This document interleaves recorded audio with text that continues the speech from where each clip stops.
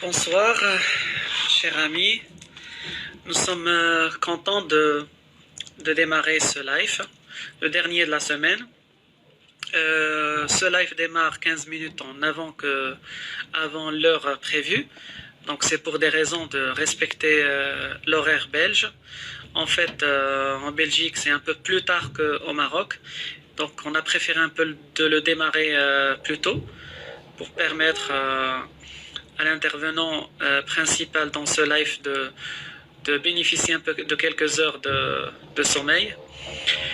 Alors, en attendant que la présence soit avertie et que nous aurons plus de participants dans le live, j'aimerais plus ou moins présenter le sujet, donc un sujet très intéressant, qui est le syndrome de la traversée thoracobrachiale. C'est un peu comme le syndrome du piriforme pour le membre inférieur. Bien évidemment, il y a des disparités entre les deux.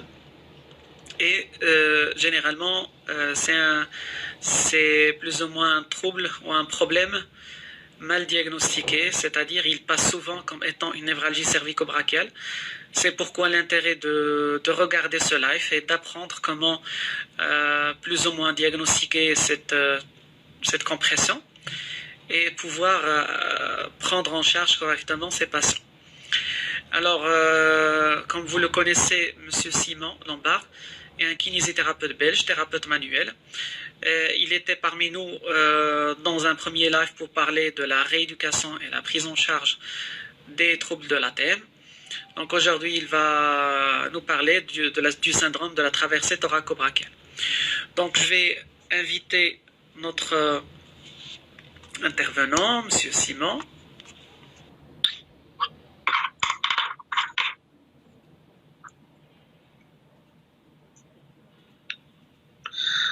Bonsoir Simon. Bonjour Younes. J'espère que vous allez bien. Oui, ça va. Ça va. Chez nous en Belgique, on a pu un peu reprendre le travail, donc les journées sont longues. Mais ça va. mais chez nous, on attend jusqu'à 20 mai pour pouvoir le faire. Oui, le 20 mai. On était vraiment très fort sur les précautions. Parce que de toute façon, on sait bien que si jamais il y a une épidémie importante, on ne saura jamais s'en sortir. Alors, on a préféré plus ou moins la prévention. Bon, en Belgique, c'est une catastrophe. Hein. Il faut pas... Oui, en fait. Oui, je viens d'apprendre un peu le taux de mortalité. C'est parmi les plus hauts du monde. C'est un peu difficile. Au Maroc, nous avons 3,7 ou bien 3,3. Je pense qu'on a quand même réussi au Maroc sur le plan de la prévention. Heureusement, parce que si jamais était le cas comme en Belgique, peut-être le taux de mortalité aurait été plus important. Oui, parce qu'on n'a pas assez de lits de réanimation, on n'a pas assez de services spécialisés comme les autres pays occidentaux. Et donc, notre réaction s'imposait dès le départ pour ne pas tomber dans cette situation. Et même les règles, les restrictions, ils étaient vraiment très drastiques à tel point qu'on ne peut pas sortir. Malheureusement, il y a quelques exceptions, mais quand même, on a pu plus ou moins suivre à la lettre les recommandations des autorités. Alors, sans trop prendre de votre temps, j'aimerais vous introduire, chers participants. Nous avons pour la deuxième fois M. Simon Lombard, qui est kinésithérapeute, thérapeute manuel. Dans la première fois, il a parlé de la rééducation des troubles de l'ATM. Aujourd'hui, il vient pour un autre thème aussi bien, il est vraiment intéressant. Et donc, je vais laisser la parole à Simon pour qu'il puisse développer, se présenter par lui-même et puisse présenter le sujet qu'il vient pour aujourd'hui. Donc, merci Simon. Bonjour à tous. Donc, moi, je suis thérapeute manuel en Belgique et j'ai un grand intérêt dans tout ce qui est dans on va dire le rachis, la colonne cervicale, les liens qu'il peut y avoir aussi beaucoup avec l'ATM. Parce que je trouve qu'il y a forcément parfois beaucoup de liens, ce qu'on vit, beaucoup de facteurs intrinsèques comme le stress vont perturber un peu cette région cervicale et engendrer des tensions un peu partout.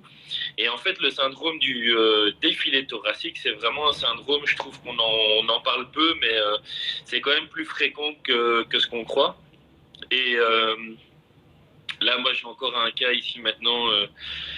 Je vous raconterai parce que ça me perturbe un peu parce que on prend ça un peu à la légère et il peut y avoir des conséquences par après plus importantes. Donc voilà. Donc le syndrome du défilé thoracique, ou en anglais qu'on appelle le TOS, le Thoracic Outlet Syndrome. Et alors là, il y a les Français, ils aiment bien toujours un peu leur petit nom aussi. Ils appellent ça le syndrome de la traversée thoraco-brachiale. Et donc, ça correspond à quoi? Ça correspond au moins à la compression d'une des structures neurovasculaires qui passe par l'ouverture antérieure du thorax. Cette ouverture commence du cou jusqu'à l'épaule en passant sous la clavicule et au-dessus du thorax jusqu'aux aisselles.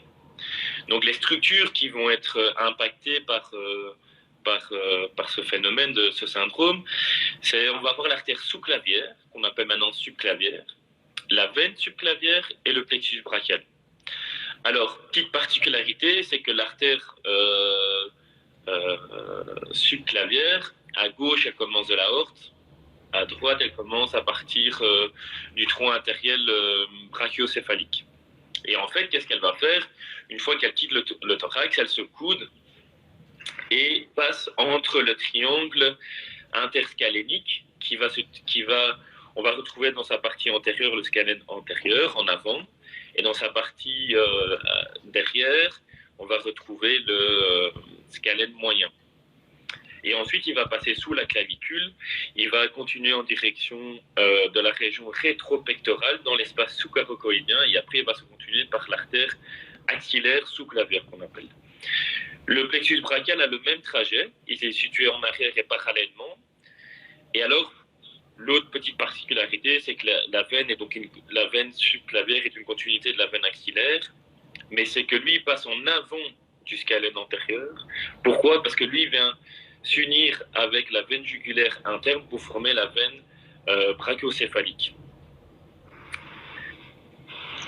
Voilà, ça c'est pour un peu l'anatomie, mais cette anatomie est assez importante parce qu'on peut déjà se dire que ces structures passent à travers certaines zones. On peut diviser ces zones en trois parties, trois zones anatomiques qui sont des zones de compression. On a la zone interscalénique, donc formée par les scalènes, qui peuvent par contraction comprimer ces structures.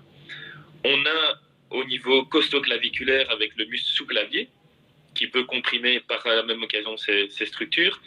Et on a la région rétropectorale, donc le petit pectoral, qui peut venir comprimer ces structures, surtout dans les mouvements d'hyperabduction ou de mouvements de bras armés, de lancer ou quoi que ce soit, que j'expliquerai, qui sont des facteurs qui favorisent ce type de problème.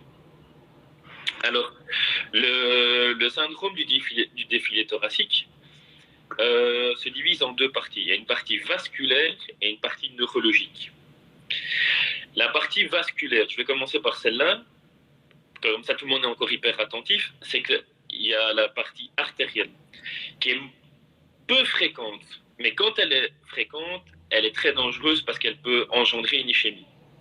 C'est souvent des gens qui vont montrer des douleurs sourdes, des engourdissements du membre, qui vont développer des douleurs en activité et qui va disparaître au repos. Une sensation de bras mort qui est vite fatigué, de cyanose aussi. Parfois on parle aussi de la maladie de Raynaud. Et alors, quand on prend le pouls, on peut avoir une différence artérielle entre gauche et droite. Ensuite, mais de toute façon, nous, si ça arrive au cabinet, si on a des suspicions, je vous montrerai les tests plus tard, moi j'envoie vers un vasculaire, directement, un docteur vasculaire, et je chipote pas trop parce que je sais pas ce qu'il y a dans ses artères ou quoi que ce soit. Donc moi, j'envoie très vite et j'essaie de les diriger le plus rapidement possible. Je te raconterai une petite anecdote par rapport à ça plus tard. Ensuite, on a l'aspect veineux. L'aspect veineux est fréquent et souvent couplé en fait. Ça, j'expliquerai après. Et c'est souvent aussi des gens qui vont présenter des gonflements, une thrombose à l'effort qui va faire gonfler le membre. quand ils prennent de l'altitude aussi, un phénomène de cyanose, de maladie de Raynaud, aussi des engourdissements, je l'ai déjà dit. Et alors aussi, si on écoute un peu, on va entendre des bruits au niveau du pouls qui va être différent. Et en fait, là, qu'est-ce qu'il peut avoir? C'est par en fait des mouvements très intenses et répétés, on peut avoir un risque d'obstruction de la veine, voire de thrombose. Et donc ça, c'est aussi à prendre en charge. Et alors on peut confondre aussi, ça j'ai appris en faisant la recherche pour le cours, de la maladie de Paget-Schobert. Donc ça a plus ou moins les mêmes symptômes. Donc ça, c'est pour l'aspect, on va dire, tout ce qui est vasculaire. L'aspect neurologique, il y a la neurologique vraie, qui est très rare. C'est la neurologique vraie, c'est en fait une côte surnuméraire. Donc on va avoir une 6e vertèbre transverse cervicale, qui va, une côte surnuméraire, et qui est unilatérale, et en fait qui va pouvoir avoir des insertions fibreuses et donc créer des tensions. Le seul moyen de traiter cette partie-là, le seul moyen, c'est la chirurgie. Donc ça, nous, si on est face à ce genre de cas, le seul moyen, c'est la chirurgie. Dans toute la littérature, c'est ce que j'ai lu, c'était la chirurgie. J'en ai jamais vu. Donc voilà. Maintenant, ce qui nous intéresse le plus, c'est le défilé thoracique symptomatique qu'on voit le plus fréquemment. Donc ça, c'est souvent des compressions au niveau du plexus brachial. Et dans les rapports que j'ai un peu lus, c'est que dans 20% des cas, c'est la branche supérieure, et dans les 80 autres pourcents, c'est la branche inférieure. Mais souvent, on peut aussi trouver, ce que je disais, un syndrome neurovasculaire mixte, autant neurologique, autant plutôt veineux. À savoir aussi, vu que je sais que Ismaël avait parlé des points triggers, si vous lisez un peu les noms, le petit pectoral, dans la Travel Assignments, l'appelle le perturbateur neurovasculaire. Et donc parfois quand on le pique, eh ben, on peut aider en fait ce problème au niveau neuromusculaire. Donc on a décrit en fait donc ces 3 zones, on a décrit ce type de symptômes. Ça apparaît en fait, alors chez les gens qui ont un neurologique, ça je voulais dire, qui ont un neurologique symptomatique, c'est les gens qui vont avoir des paresthésies dans le membre supérieur, qui vont aussi présenter des douleurs au niveau, que ce soit du cou, que ce soit de l'épaule, que ce soit de la partie supraclaviculaire, que ce soit de la partie pectorale, que ce soit de la partie thoracique. C'est des gens qui vont montrer des symptômes à ce niveau-là, qui vont aussi montrer une certaine, parfois quand ça dure depuis longtemps, une certaine atrophie, une faiblesse musculaire.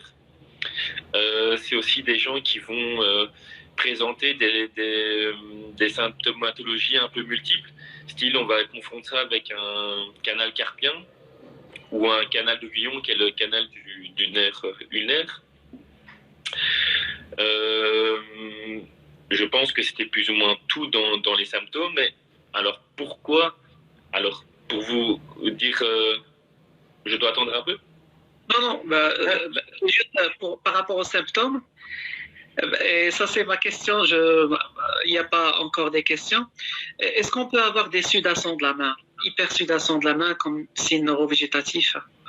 Oui, ça c'est des choses qui arrivent. Ils en parlent aussi dans les problèmes artériels. Maintenant, dans les problèmes dits plutôt neurologiques, ça arrive qu'ils aient, par exemple, un chaud-froid. Ça, ils en parlent aussi. Mais c'est pour ça que pour moi, je trouve qu'ils sont souvent mixtes, en fait. Donc voilà, je sais plus où je voulais en venir juste avant. Alors, vous avez juste terminé les signes cliniques, vous étiez en train de Ah oui. aborder. on avait parlé des zones de compression. Quels sont les facteurs en fait de risque et d'apparition de ce type de pathologie? Donc, dans la littérature, ils disent souvent que ça, jeune, c'est très rare. Souvent, ça commence à l'adolescence et ça va jusqu'à 60 ans. Plus de femmes sont touchées. Alors, ils expliquent aussi que c'est tout ce qui est trauma. Souvent, les traumas de la route avec la ceinture, avec une compression de la ceinture. Tous les sports style athlétisme, natation, qui vont mettre ces structures à forte répétition et une certaine intensité. Et ensuite, on a tout ce qui est les facteurs intrinsèques, donc le stress. Parfois, un problème ATM. J'ai déjà eu des patientes qui présentaient donc des douleurs dans le majeur. Ça faisait penser à majeur et index. Et ça faisait penser au nerf médian. Et donc, on avait beau leur donner parfois des exercices de neurodynamique, mais une fois qu'on allait voir en fait un peu plus haut ce triangle interscalénique, je reviendrai sur le triangle interscalénique après, c'est ça que je voulais dire. On a su libérer ces douleurs et on a travaillé son ADM parce que les tensions venaient de ces ATM, ça se répercutait au niveau de la nuque. Et elle avait fait des séances chez un kiné, elle avait fait 18 séances avec 0 résultat. Je l'ai vue 6 fois et en 6 séances, c'était terminé. Donc elle avait plus de douleur, ça ne la réveillait plus la nuit, voilà. C'est aussi des gens qui ont des douleurs nocturnes. Ce que je voulais dire en fait tout à l'heure par rapport au scalène, n'oubliez pas que le scalène a une projection de douleur, c'est pour ça que dans les symptômes neurologiques on en parle, c'est un muscle qui va engendrer des douleurs dans la partie antérieure, dans la partie postérieure, dans l'épaule, jusque dans le bras. Si ça arrive du côté gauche, souvent c'est confondu, parfois ça m'arrivait 2 fois ça. C'est chouette pour l'anecdote, c'est qu'on pensait que la personne faisait une crise cardiaque. Et en fait, pas du tout. Donc ça, c'est quelque chose à bien savoir et à bien connaître comme symptôme. Donc, les facteurs intrinsèques, pour revenir aux facteurs d'apparition, les facteurs intrinsèques de cette pathologie sont aussi le stress. Facteur extrinsèque, c'est tout ce qui est posture. Donc tout ce qui est mauvaise posture, en fait, où les patients sont par exemple au téléphone, les secrétaires qui sont tout le temps dans cette position-là, vont créer ce type de symptomatologie. On va croire qu'ils ont un canal carpien, en fait, c'est tout à fait faux. Et donc c'est en comprenant ces 3 zones de compression, en plus du testing, et en connaissant son anatomie, qu'on va pouvoir diagnostiquer que c'est un syndrome du défilé thoracique. Et souvent, c'est très méconnu au sein de beaucoup de médecins. Et du coup, on prescrit tout et n'importe quoi. On leur dit que c'est un canal carpien et c'est tout à fait l'inverse. Le cas que j'ai moi maintenant, c'est une dame qui a eu un cancer du sein, qui a eu des rayons au niveau de la région mammaire, et donc il y a le petit pectoral qui se trouve dans la zone, et ils sont placés en fait comme ceci. Et donc ils sont en hyperabduction totale, c'est déjà quelqu'un de stressé, c'est déjà quelqu'un qui a un petit pectoral en position raccourcie, donc ça c'est encore ça c'est jackpot pour qu'il soit raccourci et tout. Elle fait une échographie. À l'échographie, on lui fait les tests de Hudson, test de Rose. On voit bien qu'il y a un problème au niveau artériel. Elle est positive, elle a les fourmis et tout. Ils mettent que c'est un syndrome du défilé thoracique. La neurologue décide de faire un EMG. Et dans l'EMG, elle répond un peu à un canal carpien. Mais dans la conclusion, il est marqué en faveur d'un canal carpien, entre parenthèses. Mais qu'est-ce qu'on lui a fait? On lui a fait une infiltration dans le canal carpien. Et alors, on lui refait les tests parce qu'elle avait en fait le problème gauche et droite quand elle avait son défilé thoracique. À gauche, c'est tout à fait fini. À droite, c'est là où on a opéré son sein de son cancer. Eh ben, je lui ai fait les tests tout à l'heure. C'est beaucoup moins fort, mais le problème est là. Sauf que l'infiltration lui a permis de dormir et elle pensait être guérie. Et en fait, je lui ai montré par A plus B qu'elle n'est pas guérie. Donc maintenant, je lui ai dit d'aller voir chez un vasculaire parce qu'il y a un problème au niveau artériel. Et moi, j'ai peur que ça arrive à l'ischémie et tous les problèmes qui s'ensuivent. Donc, on a vu les facteurs d'apparition de ce type de douleur. Donc, vraiment, dans toutes les situations, c'est très fréquent et comme a dit Younes, souvent on confond ça à des problèmes cervico-brachiales qui sont pas du tout dus à ça, ou alors on va faire une radio au niveau cervical, on va voir une sténose foraminale et on va se dire ah oui c'est ça, et en fait on va traiter que la nuque. Bah peut-être, hein, quand on dit séance ça va sans doute aider, mais on n'aura pas traité la cause et je pense pas qu'en disant ça va aider, donc il faut vraiment diagnostiquer ça. Les tests sont assez faciles. Les tests, vous avez déjà vu pas mal de tests qui a été donné par Hassan, qui sont les tests neurodynamiques. Ça, c'est pour la partie neurologique. Donc, UNT1 du nerf médian, UNT2, le nerf radial, le nerf ulnaire. Donc, tout ça, Hassan vous a montré ça dans les cours que vous aviez avec lui et dans les lives qu'il y avait eu avant. Dans les tests qu'on va appeler vasculaires, qui sont quand même assez importants à faire, on a le premier test qui est assez facile à faire, c'est le test de Rose. Le test de Rose, c'est ce qu'on appelle la manœuvre du chandelier. Donc on va placer les membres comme ceci, et on va demander à la personne de faire ça à un rythme pendant 3 minutes. Si après 1 minute, il y a 1 minute, voire 1 minute 30, il y a apparition des symptômes, la personne ralentit son mouvement et tout, c'est positif à un problème vasculaire. Ensuite, nous avons le test de Hudson. Le test de Hudson, on vient prendre le pouls radial. Le Hudson classique, on fait une rotation et une inclinaison, parce que c'est couplé, homolatérale. Qu'est-ce qu'on doit sentir au moment où on fait cette rotation-inclinaison homolatérale? On doit sentir une disparition, une diminution ou une disparition du pouls. Si c'est positif, s'il y a une disparition ou une diminution, le test est positif. Le test de Hudson modifié, c'est tout simplement, on va du côté hétérolatéral. Pareil, s'il y a une diminution ou une disparition du pouls, c'est positif. Ensuite, ça c'est vraiment pour un problème plus au niveau interscalénique, d'après la littérature. Après, vous avez le test de Eden, comme le joueur de foot belge, Eden, c'est le même nom. Là, c'est quoi?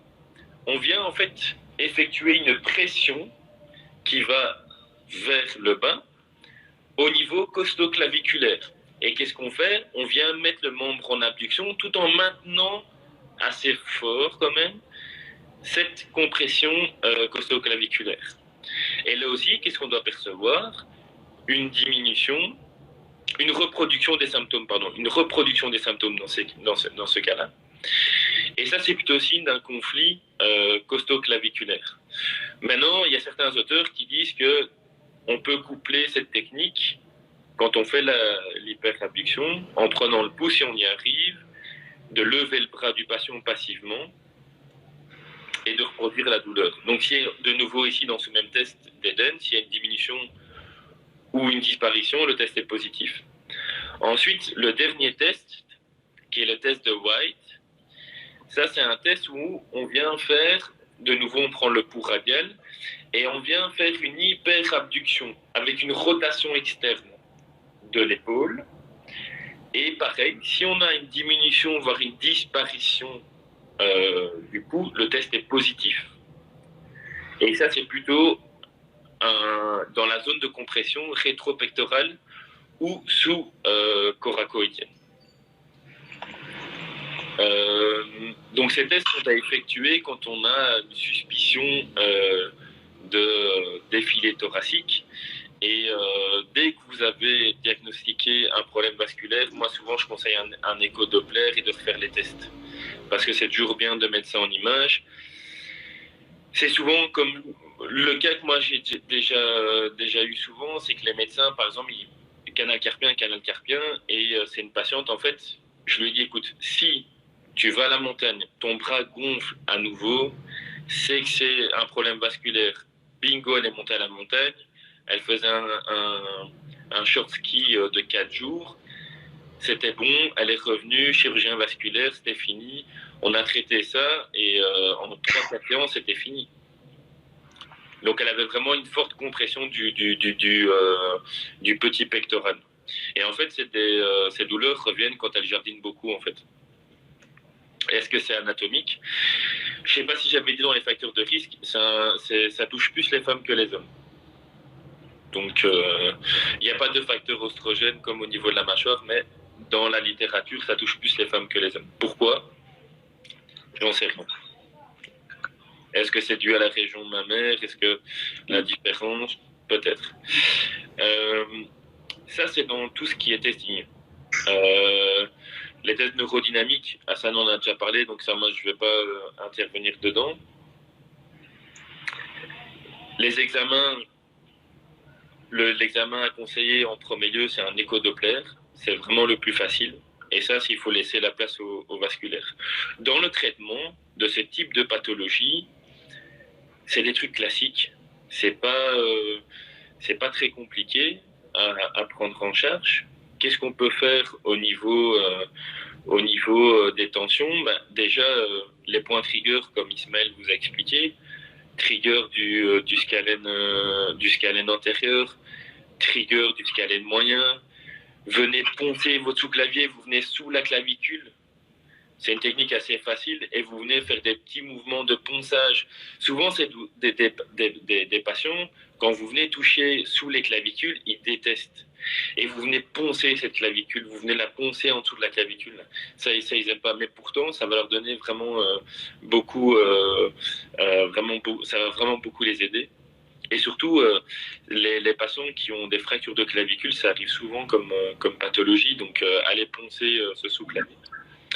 Et alors aussi, point trigger du petit pectoral, soit vous allez via le grand pec, soit vous passez au niveau des aisselles, vous passez sous le grand pec et vous allez vous demander une inspiration parce que c'est un muscle inspirateur. Et donc, vous demandez, si vous inspirez, il va se contracter. Et donc là, vous pouvez aussi aller faire un point de pression sous les aisselles ou aller essayer de le poncer contre ces insertions au niveau de la cage thoracique. Donc au niveau 3, 4 et 5, donc vous avez facilement le temps d'aller pouvoir le poncer. Tout ça sont des manœuvres qui vont permettre de libérer. Le crochetage, si vous venez crocheter au niveau du grand pec, vous allez avoir indirectement aussi une action au niveau du petit pectoral. Vous pouvez venir avec votre crochet, venir poncer aussi ce petit pectoral, ce sous-clavier. Tout ce qui est technique de contracter, relâcher peuvent aider à travailler ces structures. Et surtout, si c'est neurologique, encore une fois, Hassan vous l'a présenté, c'est les techniques neurodynamiques. Ça fonctionne, mais vraiment du tonnerre. Parce que, comme Hassan nous a montré, un nerf peut se mobiliser. Un nerf a une mobilité, a une certaine élasticité. Au-dessus de 20%, il se déchire, mais il faut y aller pour se déchirer à 20% parce que la personne est déjà en train de crier. S'il est coincé dans un endroit, même si on détend, après il faut lui rendre sa mobilité. Et donc tous les exercices de neurodynamique sont importants à faire. Avec la tête aussi. Donc il faut bouger le bras et la tête. Si le bras... si au début, rien que le bras suffit, on fait que le bras et puis on bouge la tête. Il y a aussi... Oui. Est-ce que j'ai une interrogation personnelle en attente des questions qui intéressent la partie bilan. En fait, la première fois où j'ai pratiqué le test d'Hudson, c'était ma première année d'ostéopathie. On faisait un peu le travail à deux. Et pour la première fois, je trouve un Hudson positif. Tout en sachant que le sujet, c'était une kinésithérapeute qui était totalement asymptomatique. Et souvent, quand on fait la formation avec les étudiants, il y a toujours des cas positifs avec le test d'Hudson sans qu'il présente la symptomatologie. Est-ce que ça peut être, pour les vrais malades, une grande proportion de faux positifs pour les vrais malades, c'est-à-dire qui présentent les symptômes? Peut-être, parce qu'il y a peut-être des gens qui ont un certain stress, mais qu'ils arrivent à gérer. Tant que c'est pas veineux et que c'est juste... tant que c'est pas neurologique et que c'est veineux, voilà. Ou alors simplement, c'est des gens qui peuvent avoir même des sportifs de haut niveau, je pense qu'on peut avoir des veines qui sont un peu à certains endroits un peu en mauvais état à force ces mouvements répétés, par exemple, de bras armés. Je pense qu'à un moment donné, ça peut un peu irriter cette veine. Et alors, de manière asymptomatique, quand on fait ce geste, ils se sont tellement habitués, mais on a une baisse de pouls, mais il n'y a aucune structure n'est inflammée. Et donc, il n'y a aucune partie du musculaire est inflammée, et donc ça n'engendre pas de problème. Ça, je pense que ça peut arriver, parce que ce qu'il faut bien se dire, si vous prenez un peu des schémas d'anatomie et que vous voyez vraiment les insertions du sous-clavier, vous voyez les insertions des scalènes, vous voyez la clavicule, vous voyez le thorax, vous voyez ce mouvement de armée à chaque fois. Dites-vous qu'un handballeur, un basketteur, mais surtout les handballeurs, les lanceurs de baseball, c'est à répétition qu'ils font ça. Ils font ça 300, 400 fois par jour. Vous imaginez ça sur une année? À mon avis, ils doivent avoir des structures artérielles et veineuses, des parois qui doivent être abîmées à la longue. Ça, c'est certain. Oui. Même la secrétaire qui reste toute la journée comme ça, ou qui est parfois comme ça, en train d'essayer de taper, à la longue, sur une carrière de 20 ans, 25 ans, ça doit aussi arriver, mais au moment où on va présenter les symptômes, c'est peut-être un moment de grand stress. Donc voilà, vous pouvez avoir parfois 2 zones touchées. Souvent interscalénique, souvent rétro-pectoral, claviculaire, c'est vraiment plus costo-claviculaire, c'est plutôt assez rare. Mais bon, voilà, c'est vraiment un symptôme, c'est des problèmes d'épaule qui sont assez fréquents. Dans toutes les opérations post-opératoires, vous pouvez trouver parfois ce genre de symptômes. Et parfois, si en première intention d'une épaule qui vient d'être fraîchement opérée, vous venez travailler un peu cette zone, vous venez travailler un peu cette mobilité, vous venez détendre un peu la nuque et tout, vous évitez ce genre de symptômes. Alors, j'ai une question qui vous demande, est-ce que, sans utiliser la radiologie, peut-on plus ou moins préconiser l'existence d'une cote surnuméraire, ou bien comment faire la différence entre celle-là et un processus transverse géant? Non. Je ne sais pas si on sait le voir comme ça. Moi, je pense que le seul moyen, c'est de faire... parce que c'est unilatéral. On ne peut pas savoir... Parce que parfois, ce qu'on sait, ce qu'on a déjà montré de manière in vivo, c'est que parfois, on peut avoir des transverses inter- et intra-individus, gauche-droite, qui ont une taille différente. Donc, c'est pour ça qu'on explique qu'il y a certaines rotations cervicales, on peut aller plus loin d'un côté que l'autre. C'est pas lié à un blocage, il faut toujours tester la fin de mouvement, s'il y a une certaine élasticité ou un arrêt dur. Et on peut avoir des courses qui sont plus grandes d'un côté à l'autre. Donc, savoir si nous-mêmes, si on a une cote surnuméraire, non. D'accord. Alors, pour la partie test, je n'ai pas autre question. Ça, franchement, je vous ai donné les noms. Vous allez sur YouTube, vous voyez tous les tests. Les Anglais adorent ces tests. Parce que c'est vrai que sur YouTube, les Américains utilisent beaucoup ces tests. Et oui. J'ai l'impression que c'est beaucoup plus populaire chez eux que chez nous, où c'est plus vite diagnostiqué chez eux que chez nous. Mais voilà, souvent, c'est très mal diagnostiqué et ça prend du temps pour trouver le diagnostic. Et voilà, si on n'a pas face à un thérapeute qui... pas pour nous lancer des fleurs, mais qui fait attention à ce type de pathologie, c'est pas très bon, quoi. Ça peut prendre du temps. Oui. Et des opérations, parce que souvent, moi j'ai eu le cas une fois d'une patiente qui a été opérée d'un canal carpien et elle fait en rééducation et on essaye des trucs, ça passe pas, et puis pourtant dans l'anamnèse je lui avais demandé, tiens, non, je me suis juste fait opérer parce que j'avais des douleurs nocturnes, tout ça, et puis je remonte, problème ATM, on travaille son scalène et tout. Elle me dit, vous savez, je commence à moins sentir au niveau de mon canal carpien, et en fait, par A plus B, j'ai quand même fini par l'avouer qu'en fait, elle s'est fait opérer pour elle. Oui. Mais cliniquement, à l'EMG, elle présentait des symptômes, encore une fois, pas à 100%, elle était pas dans la normale, était un peu au-dessus, en faveur d'un canal carpien. Oui. Donc c'est ça qu'il faut vraiment faire attention. Et ce qu'il faut, c'est toujours expliquer aux patients, le meilleur chose, c'est le testing. Encore une fois, c'est le testing. Ces tests, si vous les connaissez par cœur, vous savez pas passer au-dessus. Alors, j'ai une question. Déjà dans l'anamnèse, quel est le signe qui fera la distinction entre névralgie cervico-brachiale et le syndrome de la traversée thoraco-brachiale? Alors pour moi, le test c'est les tests de compression au niveau du rachis cervical. Donc on vient un peu en flexion, on vient comprimer. Donc le test de compression, vous avez le test de Jackson en rotation, et alors le test de flexion, extension et inclinaison homolatérale. Ça, c'est tous des tests. S'il y a une cervico-brachialgie liée à une compression un peu plus haute, voilà, ça sera positif.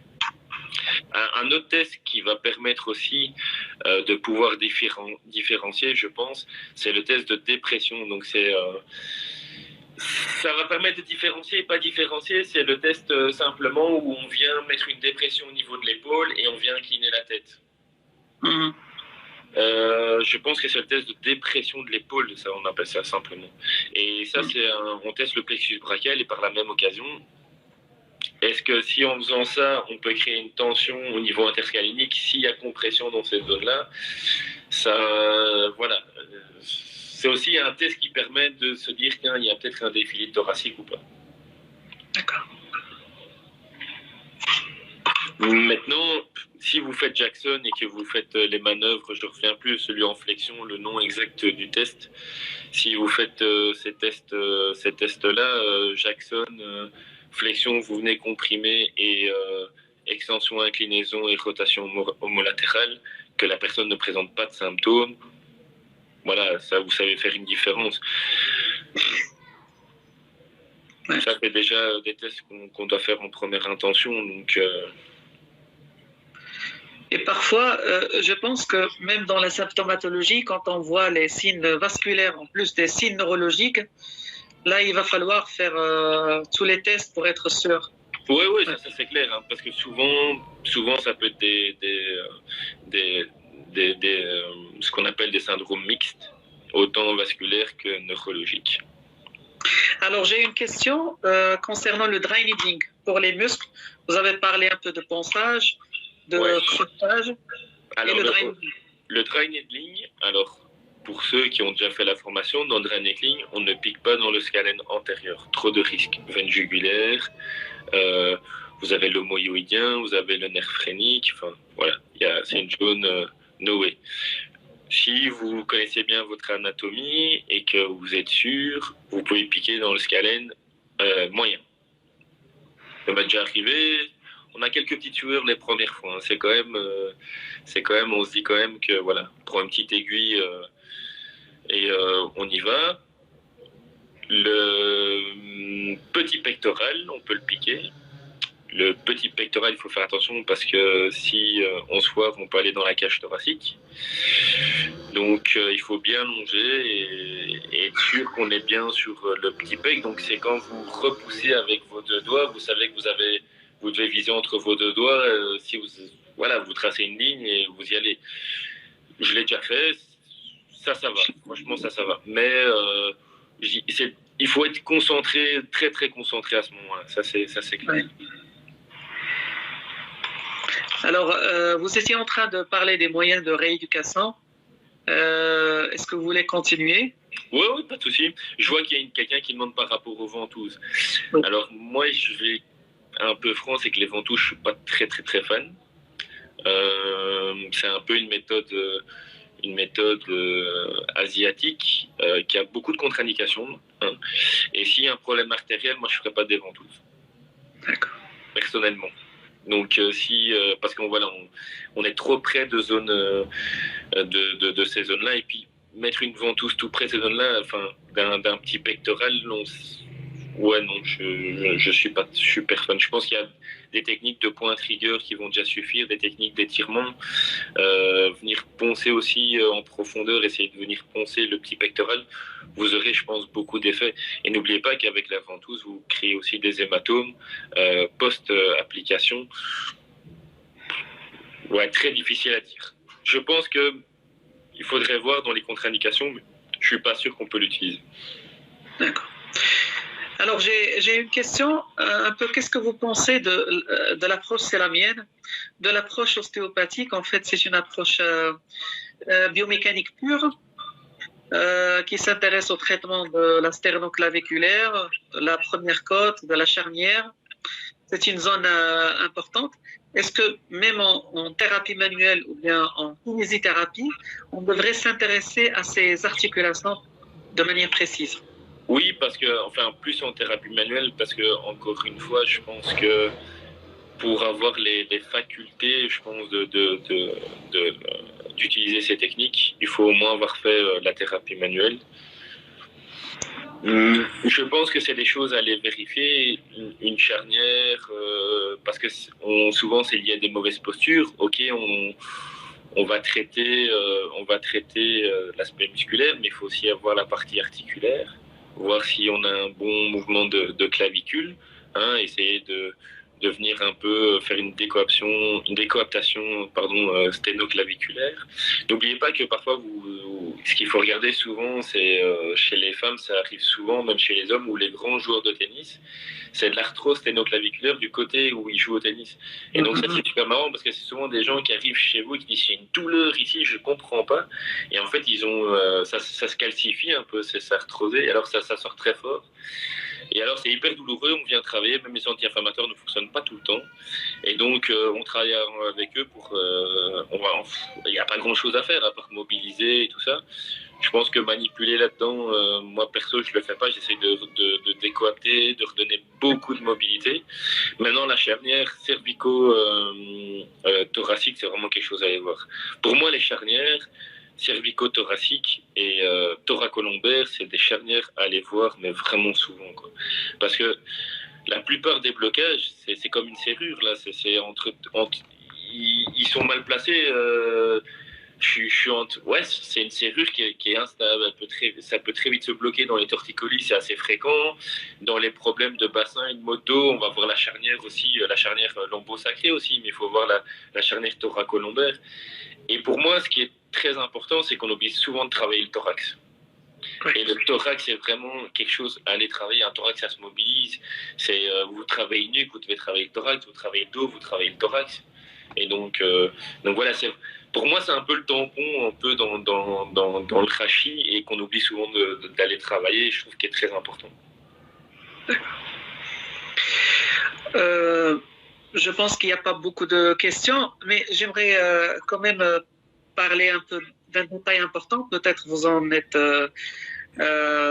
aperçu de ça. Par rapport à l'espace qui existe entre la côte et la clavicule, la première côte et la clavicule.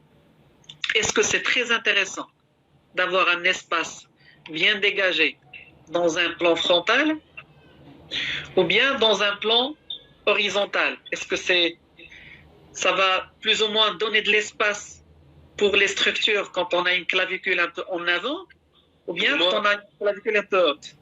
Pour moi, j'irais plutôt horizontal. Si on suit la logique des choses, moi je pense que c'est plutôt mieux d'avoir un bon élargissement horizontal, surtout dans son lieu de passage. Donc quand on voit, parce que ça va vraiment passer entre, j'imagine que l'espace entre la clavicule et la première côte est vraiment très restreint, et si on a ce sous-clavier qui est comprimé, la veine va en pâtir en premier, donc c'est pour ça que le syndrome costaud claviculaire touche plus la veine, généralement, parce que c'est elle qui passe en premier, vu qu'elle passe antérieurement du scalène antérieur. D'accord. Et donc c'est souvent, moi je pense que je pense qu'il y a un intérêt à avoir une bonne ouverture horizontale. Vers l'avant. Vers l'avant, oui. C'est-à-dire en fait, l'ouverture entre la première côte et la clavicule, hein, pour avoir un passage. En fait, maintenant, les gens qui ont tendance à être dans cette position-là, voilà. Ça c'est mauvais. Mais souvent c'est très féminin, on est très stressé, une position comme ça n'est pas bonne, hein, ça soyons sûrs. Maintenant, quelqu'un qui se tient plutôt comme ça, bien droit, avec les épaules en haut, ça va peut-être comprimer un peu plus la zone rétro-pectorale. D'accord. Maintenant, c'est dans une réflexion à avoir, et il ne faut pas oublier aussi qu'il y a beaucoup de variations anatomiques. Et Alors, chaque individu est différent, donc en fait, ce qui me pose problème à ce niveau, c'est le renforcement. Le renforcement qu'on va faire, et là, je pense que vous alliez en parler, c'est euh, un renforcement spécifique. c'est marrant, mais souvent, moi, je donne pas de technique de renforcement. Oui, Je, souvent, c'est des gens qui ils sont déjà hyper stressés, ils ont des exercices plutôt d'étirement à faire. Maintenant, si il y a atrophie musculaire, là oui. Moi, j'en ai encore jamais eu qui arrivait vraiment avec des gros cas d'atrophie. Mais sinon, c'est plus des techniques style quand ça arrive et qu'ils sont en vacances. Euh, Moi, j'en ai une qui, par exemple, s'est amusée en vacances à faire la cueillette du vin et en fait, elle a réveillé son syndrome. Bah, par FaceTime, quelques petites techniques, ça arrivait à la soulager. Elle est revenue en Belgique, on a fait une ou deux séances et c'était fini. Il faut essayer de leur donner en fait des conseils dans le cas où ça peut revenir. d'accord. Donc, vous Mais n'êtes pas pour j'ai le renforcement. mais des renforcements, du renforcement, oui, dans les cas d'atrophie. Maintenant, D'accord. renforcer un petit pectoral ou la région pectorale ou des scalènes, faut vraiment aussi, par exemple, c'est lié, encore une fois, peut-être post-accident de voiture. Hein, si la personne a eu un whiplash et qu'il y a plein de trucs qui sont associés, s'il a un défilé thoracique, qu'il y a une perturbation au niveau de la proprioception de la nuque et tout, là aussi, il faut faire il faut faire un renforcement. Mais je parle de quelque chose qui est dû simplement lié à un stress. Euh, Là, je vois pas l'intérêt. Si c'est lié à un traumatisme, à une luxation et qu'il y a une atrophie associée, là, on est obligé de renforcer. Ça, oui. Mais pas dans le cas pour moi, de facteurs de posture ou de stress. Posture, c'est aussi de la correction. Il faut leur apprendre à mieux se tenir devant un ordinateur, avoir des bonnes, comment dire, les bonnes positions.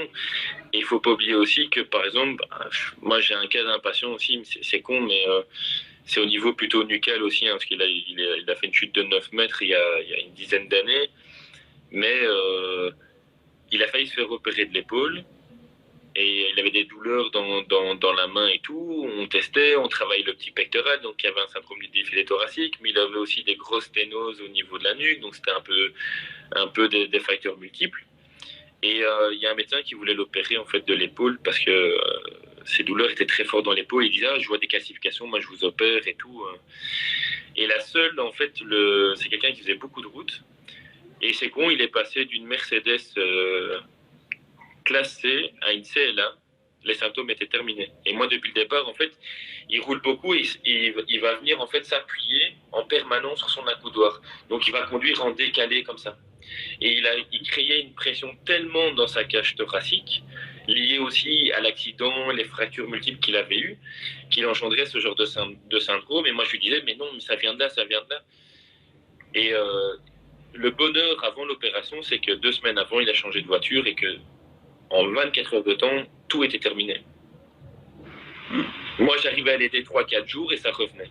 Et on comprend. Enfin, à un moment donné, moi, le seul truc où je me suis posé comme question, c'est ok, c'est un commercial, c'est quelqu'un qui roule beaucoup, il est beaucoup dans sa voiture, le problème est dans sa voiture.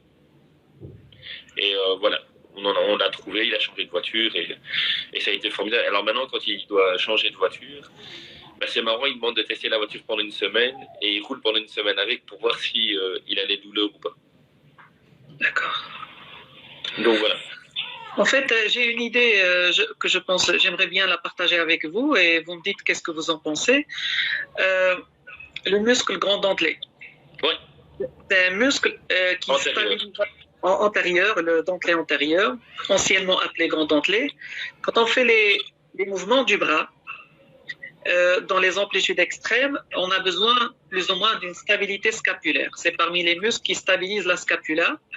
Et donc, si nous avons une faiblesse à ce niveau-là, automatiquement, si on fait un effort, une lourde charge par exemple, ça pourrait que la scapula qui n'est pas assez stable, ça va amener cet espace à être comprimé, notamment dans une position plus ou moins extrême. Ça va déranger le sujet.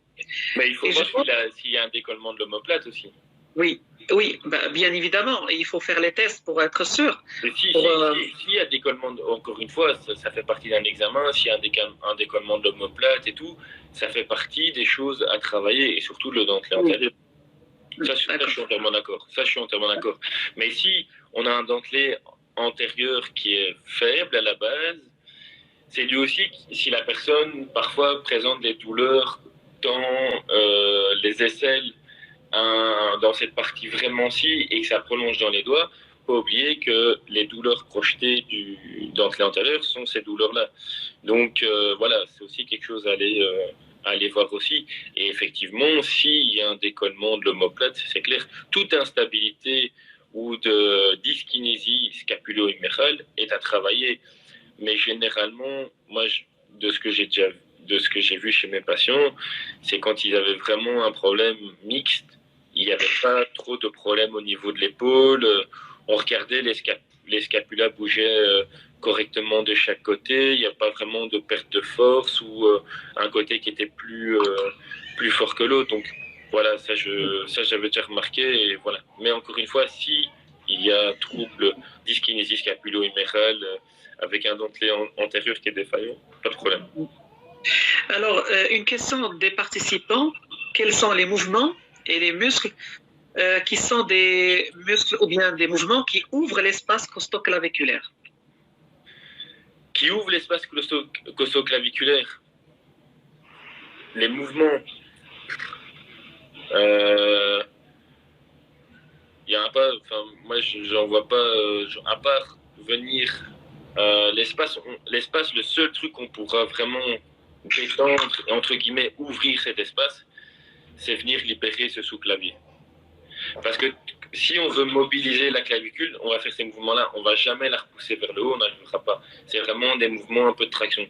On peut essayer de le faire, ça va mobiliser. Si elle est un peu pas trop mobile par rapport au côté hétérolatéral, pourquoi pas. Le seul vraiment moyen d'ouvrir, c'est d'aller poncer cet espace. Moi, c'est ce que je fais en première intention. Appuyer sur la cage thoracique, arriver sur la première côte, on n'arrivera pas. Donc voilà, j'ai pas vraiment de technique. Quand on fait l'étirement du scalène antérieur et du scalène moyen, si on prend notre prise un peu en avant de la clavicule et qu'on prend un appui sur le thorax, qu'on met la tête en extension et en inclinaison et rotation hétérolatérale, oui, pourquoi pas. Je pense qu'on peut ouvrir un peu l'espace, mais de technique à proprement parler qui ouvre vraiment l'espace, moi j'en connais pas. Je sais pas si vous êtes d'accord. Bah, en fait, moi je pense que là il y a une confusion, il y a une malentente entre les questions et les réponses. Si la question s'est posée dans le sens quels sont les mouvements qui ouvrent l'espace costoclaviculaire, moi je suis d'accord. Mais quelles sont les techniques qui permettent d'ouvrir vraiment dans la posture générale de l'individu sans réaliser un mouvement? Moi je suis tout à fait d'accord avec vous. On ne peut pas l'ouvrir en faisant une technique et ça peut retentir plus ou moins sur la posture de l'individu, ça on ne peut pas le faire. Mais par rapport aux étirements et au ponçage, moi je suis tout à fait d'accord. Vous avez raison. On peut plus ou moins agir sur les tensions musculaires, les tensions faciales à ce niveau-là. Et comme ça, on libère les tensions pour permettre un passage plus libre des structures. C'est vrai que c'est une zone il faut vraiment bien voir le schéma en tête.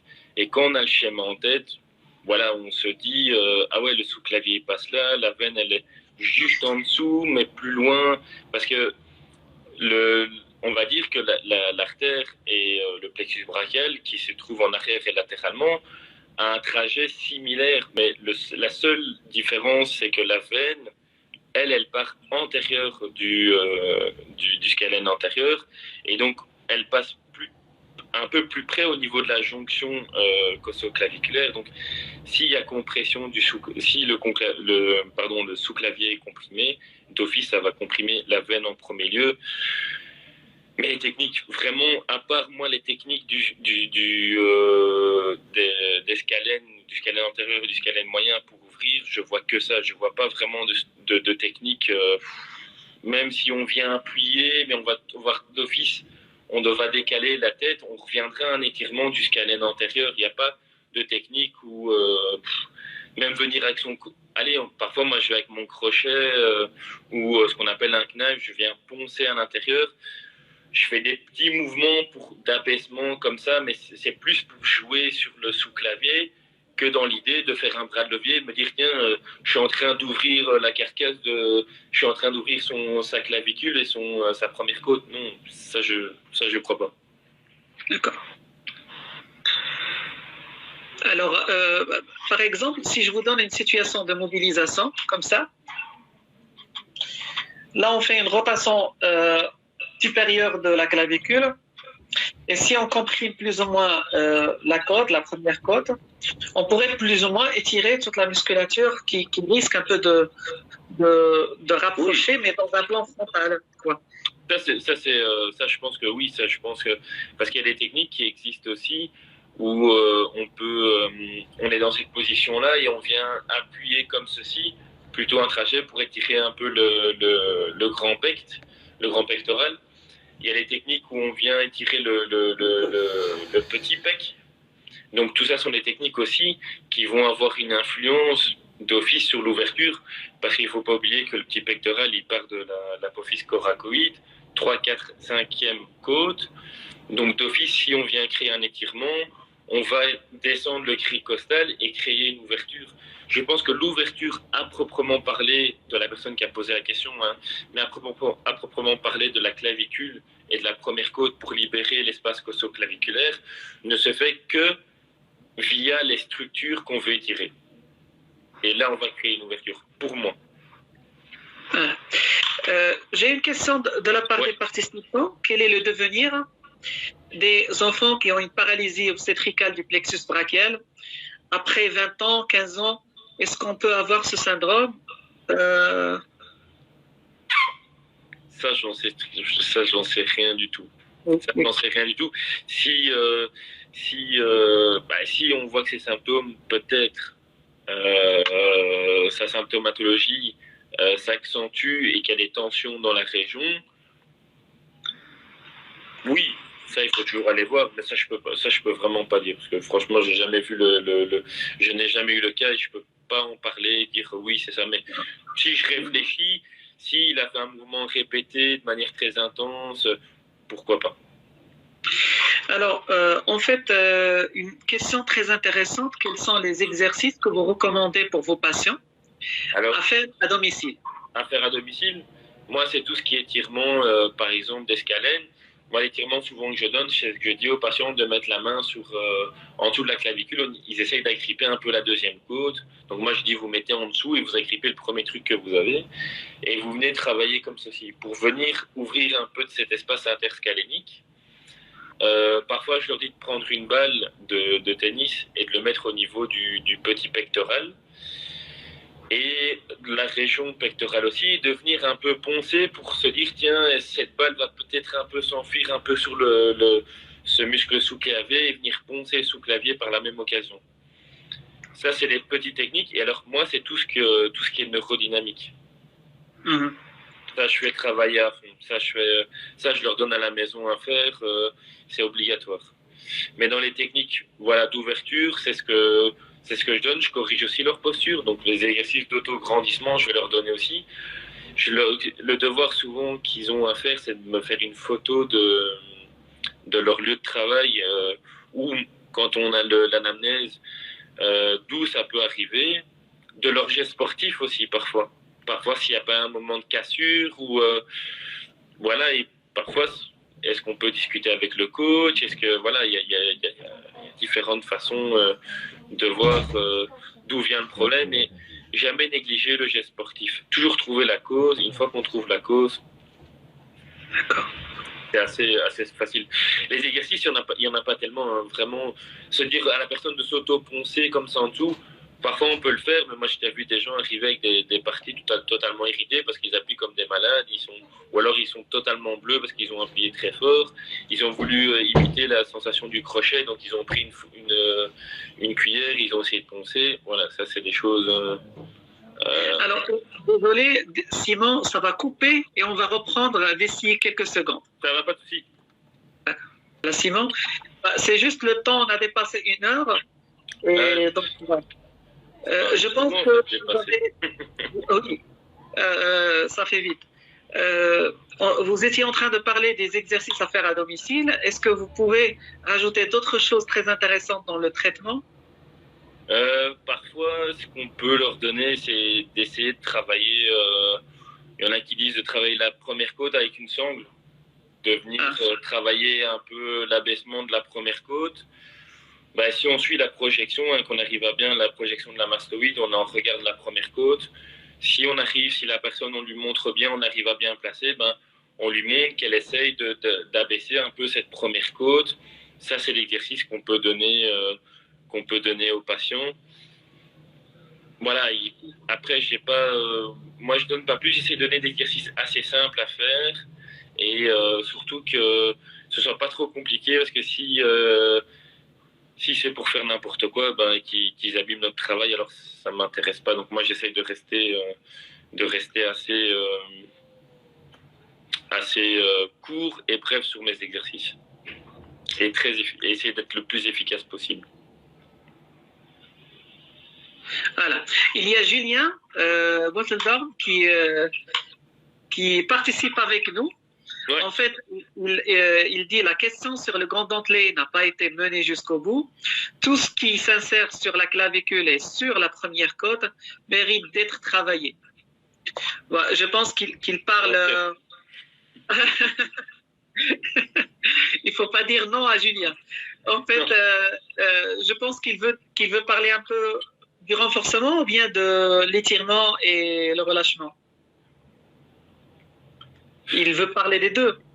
À mon avis, il veut parler, oui, sans doute le relâchement du grand dentelé. Encore une fois, on peut essayer de chercher des points triggers ou les 3 formes d'étirement du grand dentelé. Donc, il y a, en fonction des fibres, il faut positionner différemment dans 3 positions pour pouvoir étirer ce grand dentelé. Dans les techniques de renforcement, simplement, si on se met sur une table en position de pompage et qu'on va vers la rétraction, hein, on va renforcer ce grand dentelé. Et si on veut renforcer encore plus fort, bah, qu'est-ce qu'on fait? On prend une sangle élastique, on commence par la plus faible et on peut faire des petits exercices de renforcement. Ou simplement, si la personne n'est pas apte à faire ça, on prend l'élastique au niveau des bras et simplement ce qu'on fait, c'est qu'on va vers l'avant. On fait des petits mouvements vers l'avant et là, on va renforcer son grand dentelé. Oui.